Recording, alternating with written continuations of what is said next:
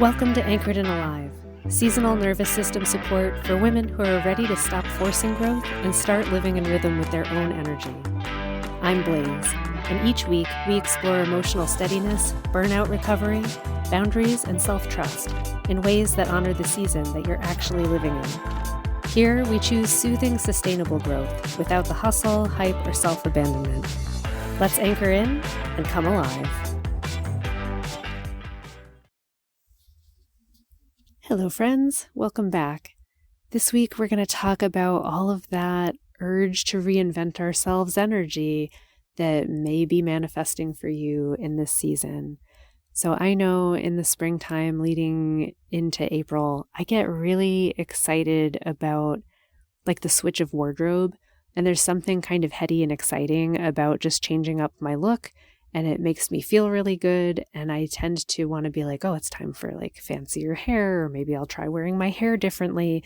And I maybe will try makeup, even though it never works out for me. And I don't actually want to do that. But I feel like the urge to just try and see if maybe I'm a makeup person for the first time in my life every year. It's a fun season. I think there's a lot of playful energy. And it doesn't necessarily have to result in changing everything. So here's something that comes up is I will think right around now, guess what? I have so much energy. It's time to change my entire diet and start walking like twice a day, not just once a day, every day. And I think maybe I should take my daughter out to Supercharged and we'll go like bounce in the bounce house every week and it's going to be amazing. I just keep adding all of these things to do. And I start thinking about what if I was the person that had that life and that energy. And I enjoy the fantasy of it, but I do tend to try to enact it a little bit at this phase, and then it'll end up burning me out. And I don't know if you've experienced this as well, the surge that happens like right around now where you're like, woohoo, I'm signing up, I'm going to do the things, I'm starting a class, and I'm going to read this book, and I'm going to have all of these things that are going on simultaneously. What I think happens here is that when that energy is available, we want to just tear up everything from the past that doesn't align with what we think we would rather be like right now. And I think that can be unhealthy. I've learned not to do it. So in the summer, there's going to be a lot more, available energy to maintain things. Right now is a starting up time, but it doesn't have to be a complete destruction time. I guess that's what I'm saying. It's not the time to, throw away all of the clothes that I rotated out of my closet. It might be the time to put them away in storage. It's probably not the time to just say, like, let's remodel the whole house, unless that was something that I already had as a project that was designed. But maybe you too have felt this. Everything feels like a great suggestion right now. And it's kind of like, oh my God, I don't want to miss out. I think everybody has great ideas and I want to do that too.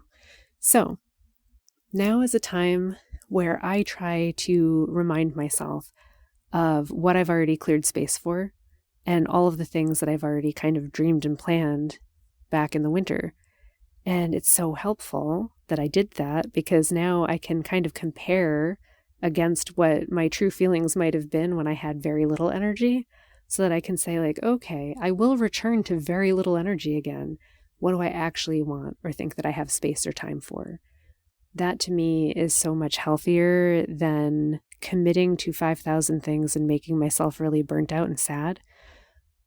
I want to do a lot of things, and there's lots of things that I can do, but I am a huge advocate of pacing and trying things out one at a time. Even though I'm deeply tempted, again, to now I'm going to go out for 5 hikes a week and all of this other stuff. If that hasn't been the person that I've been, and it hasn't, what makes me think that I'm going to be able to stick to that and have the energy for all the other projects that are actually happening that need to happen in life? What I need to do is really pay attention to who I am. Who am I really?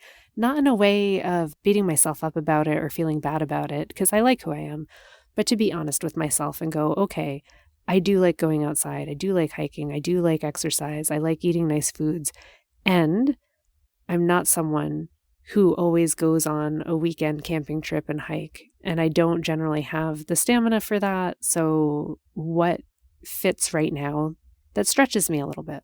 So I like to add that part in too, because there is a lot of energy for stretching right now. I can stretch myself, but I don't have to become a completely new human that isn't me. I want to be me enjoying new things, or me enjoying an expanded version of myself, not me even in 10 years. So it's cool to have goals that you look at and go, okay, this is where I'd like to be and who I'd like to be in a decade from now. But recognize that like that future you that you're thinking of is 10 years from now. It's not 10 weeks from now or even 10 days from now. So it's okay to take a small step and know that you're getting there.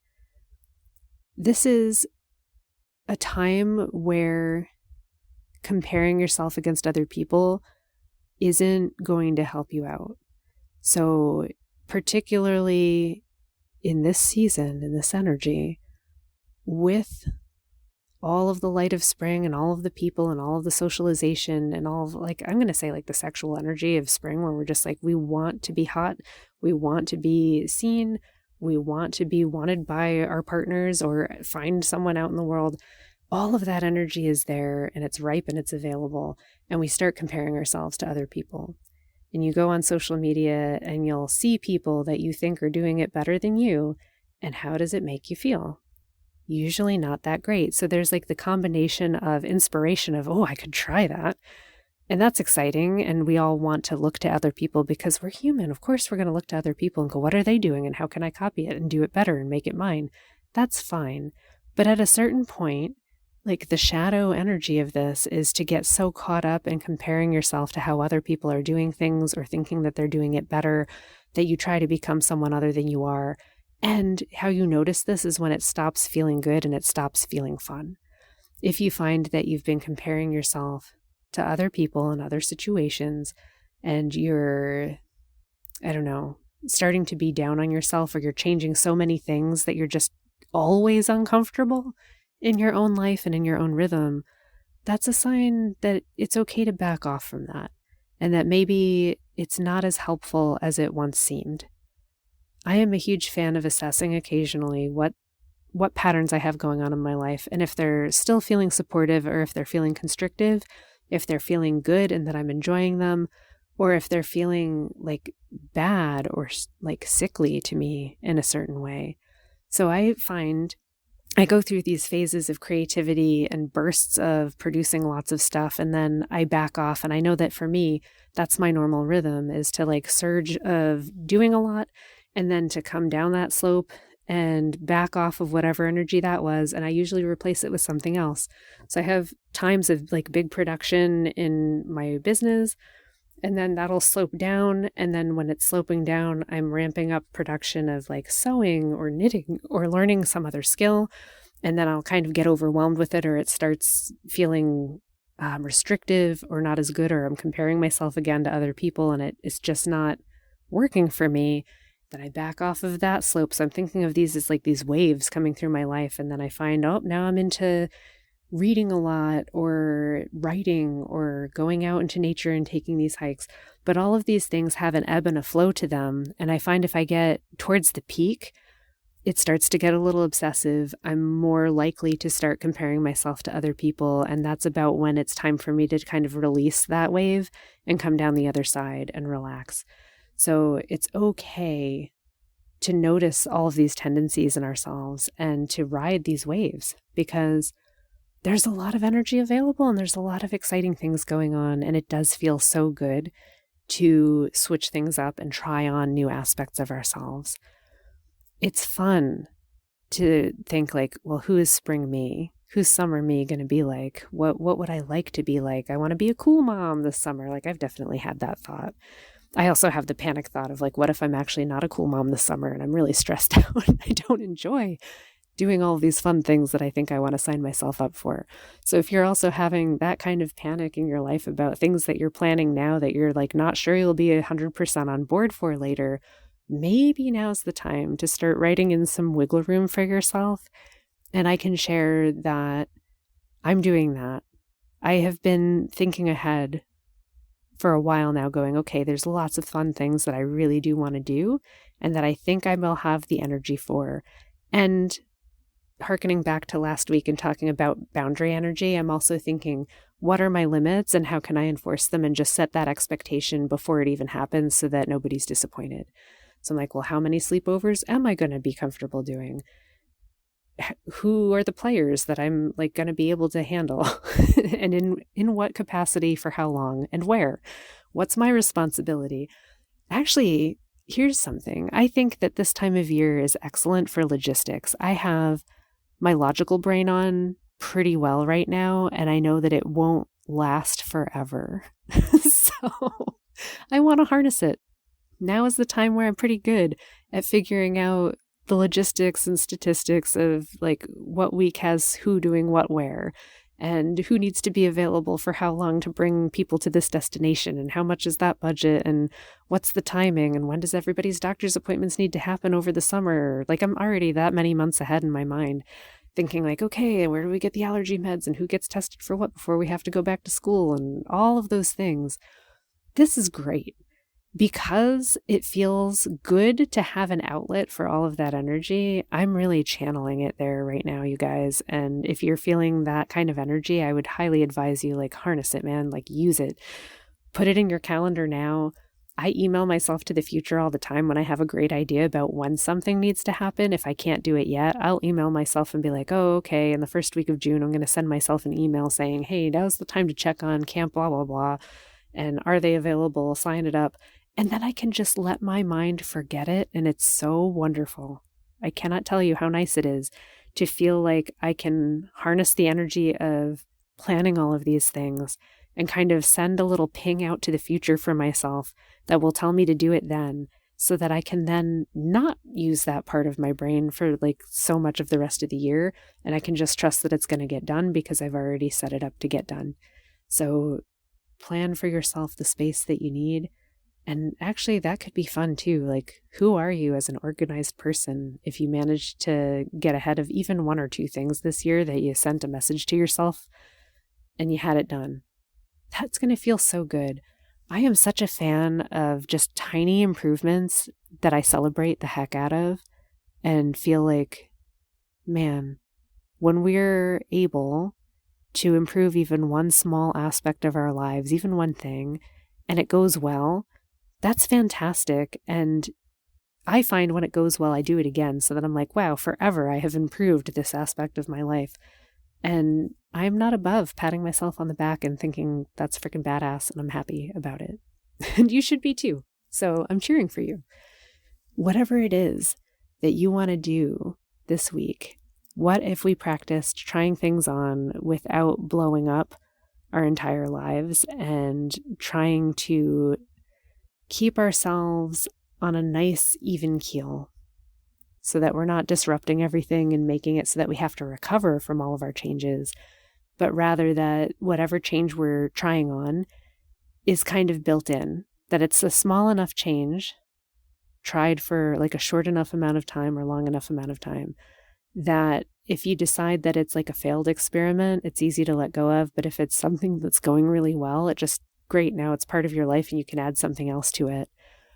I struggle with this. I like to do 4 or 5 things at once, but I do find that it's a whole lot easier if I just tackle one thing and just do that for a while and see how it's going and if it resolves or not before I add an extra aspect.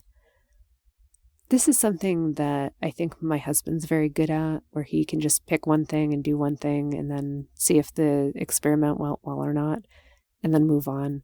Whereas I'm like, let's do 15 things and then see if we feel good about it. But then you have no idea what part of the 15 things was actually helping you and which part of the 15 things was making you upset.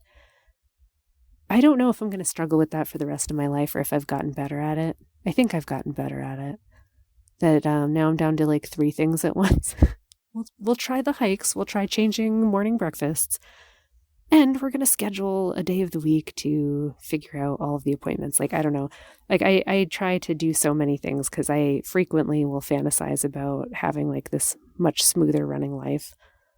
And I'll have ideas about how I could do all of that. And then I'll get really excited and try all of them in 1 week and then get too tired and end up never doing it again. And then I want to start the same experiment again the next week. I can tell you, and I don't expect that you're actually going to follow the advice because I don't. It would be so much better if I just did one thing for the 1 week and decided whether it was good or not, and if I was keeping it up again, and then maybe added a second thing. And when I've done that, it has been a lot clearer to me. Like the feedback is clearer to me about what's working well and what isn't working well and what I find hard and what I don't find hard. It allows me to finesse new routines and new ideas as it's happening, I guess, a little bit better with like really clear feedback because I'm not changing everything. It's like when you change all of your hair products at once and then you can't tell what went well and what didn't. I definitely have done that, trying to figure out how to do wavy hair. I'm like, I'll try these 15 different products. And then you have one really great hair day, but you can't remember what it was that you did because there was too many things. So it just takes a while to narrow it down. And I find like the less factors, the better. So here we are. It's spring. We've got all of that excitement and all of that energy and all of that hope. I think maybe that's what's happening, is that it's turning into hopeful energy. If we're harnessing all of the boundary energy and frustration energy well, we then have space for hope and dreaming again, and enough energy to actually start the experiment and start doing things. So I would urge you to maybe attempt to do it one small moment at a time. But if not, honestly, enjoy yourself. Have fun. It's spring. I'm happy for you. And next week, we're going to come back and talk about how do we do things where we're accomplishing stuff and activating all of that energy, but without accelerating so fast that we blow past all of the enjoyment of the season and enjoying the things that we're doing. Have a wonderful week and weekend, and I will see you there.